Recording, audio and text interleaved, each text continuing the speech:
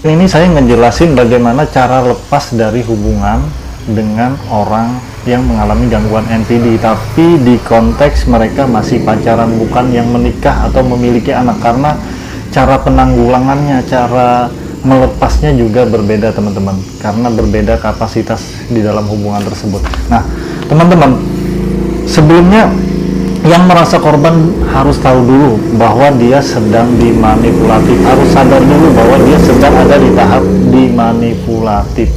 Artinya gini teman-teman, kalau seseorang berada di dalam pengaruh manipulatif, dia mengalami secara psikologisnya kebingungan, dia mengalami yang namanya tidak bisa mengambil keputusan dengan tegas. Karena apa? Logika dan perasaannya sangat berkonflik kuat banget. Saya pernah menemui seseorang yang menjalani hubungan dengan orang yang sangat toksik sekali. Ini toksik aja loh, belum gangguan kepribadian. Mereka terus-menerus dimanipulasi emosionalnya, seperti saya tidak bisa hidup tanpa kamu, karena kalau tanpa kamu saya tidak mendapatkan perhatian dari siapa lagi yang memberikan perhatian kepada saya selain kamu saja. Dan akhirnya apa? Perempuan ini ketika pengen lepas dari si pasangan ini, maka apa yang terjadi?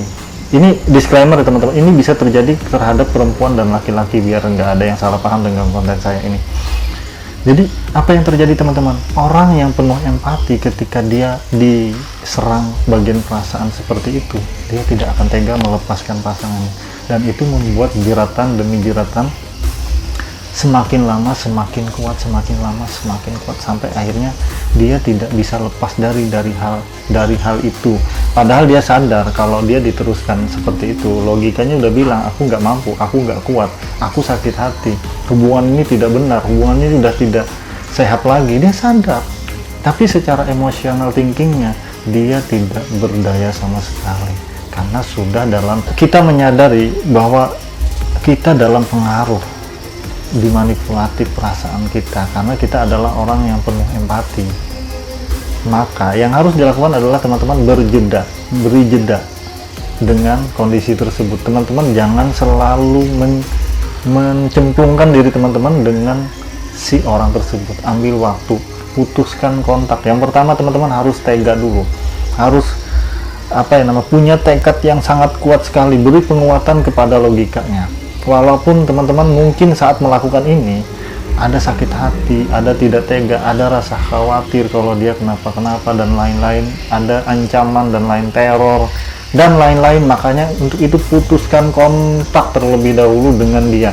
Putuskan kontak sini bukan hanya putuskan di sosial media saja teman-teman, tapi kalian bisa ketemu, nggak seperti itu. Tapi putuskan kontak adalah di sosmed kalian, di dunia maya kalian tidak terkontak sama sekali. Di dunia nyata juga seperti itu, kalian tidak ada kontak sama sekali. Agar apa teman-teman? Agar kalian mampu berpikir, memberi waktu untuk pikiran, logika kalian memproses apa yang terjadi dengan diri kalian, apa yang sebenarnya harus kalian lakukan. Karena saat emosi lagi kacau, emosi lagi dalam pengaruh yang tinggi, logika turun teman-teman. Ketika logika turun, emosi naik, maka logika tidak bisa bekerja dengan baik, maka logika tidak bisa melihat solusi, maka logika tidak mampu memberi apapun untuk keluar dari sana gitu loh. Yang kedua teman-teman, yang harus teman-teman lakukan setelah kalian putus kontak, putus hubungan dengan mereka, yang kedua jangan coba-coba kembali ke mereka karena rasa kasihan atau merasa ya udahlah aku sudah sehat nih, aku udah bisa nih menghadapi dia. Jangan coba-coba, karena mereka akan selalu putar otak mencari strategi baru untuk menjebak lagi, untuk memanipulasi lagi agar emosi kalian dibombardir lagi menjadi lemah dan pengaruhnya masuk lagi. Ketika pengaruhnya masuk lagi, apa yang terjadi? Sia-sia putus kontak yang pertama, strategi yang pertama tadi. Karena apa? Logika turun lagi, emosi naik lagi. Yang ketiga teman-teman, yang harus dilakukan teman-teman adalah carilah support system yang mengingatkan teman-teman selalu, yang satu frekuensi dengan teman-teman. Agar apa? Agar ketika teman-teman sulit mengendalikan emosi, sulit kayak berdamai dengan perasaan, ada teman yang memberikan penguatan, ada teman yang mampu memberikan sugesti-sugesti, afirmasi-afirmasi yang kuat kepada logika teman-teman, sehingga bisa berpikir lebih sehat gitu lah, lebih aware terhadap diri sendiri. Yang keempat teman-teman, self love. Tingkatin self love teman-teman.